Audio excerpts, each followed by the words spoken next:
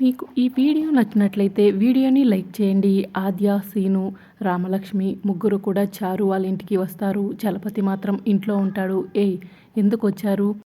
మా ఇంటికి మర్యాదగా వెళ్ళిపోండి అని చలపతి అరుస్తూ ఉంటాడు. నవనీత్ కౌర్ అని రామలక్ష్మి చెప్పగానే ఏంటి ఆ పేరు నీకెలా తెలుసు అని చలపతి టెన్షన్ పడుతూ ఉంటాడు.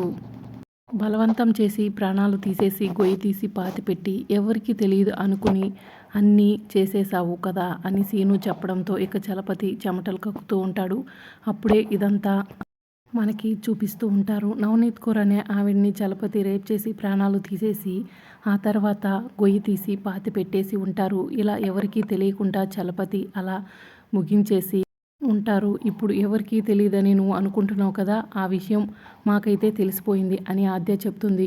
ఏం మాట్లాడుతున్నారు మీరు, అబద్ధాలు చెప్తున్నారు అని చలపతి బుకాయిస్తూ ఉంటే అప్పుడే రామలక్ష్మి వీడియోని మొత్తం కూడా చూపిస్తుంది. ఇప్పుడు ఈ వీడియో మీ కళ్ళతో నువ్వు చూసిన తర్వాత నీకు ఏం అర్థమవుతుంది అని సీను అంటాడు. ఇప్పుడు నేరుగా నువ్వు స్టేషన్కి వెళ్ళి మా పెద్దనాన్నపై పెట్టిన కేసుని వెనక్కి తీసుకోవాలి, లేకపోతే పోలీసులు నిన్ను అరెస్టు చేస్తారు అని ఆద్య చెప్తుంది.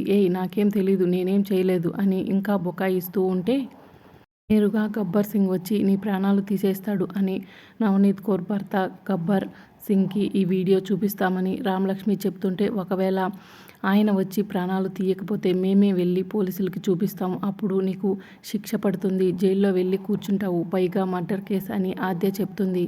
ఇప్పుడు ఇలా చేయకూడదు, జరగకూడదు అంటే నువ్వు మా పెద్దనాన్నపై పెట్టిన కేసుని వెనక్కి తీసుకోవాలి అని ఆద్య, సీను, రామలక్ష్మి ముగ్గురు కూడా డిమాండ్ చేస్తూ ఉంటారు.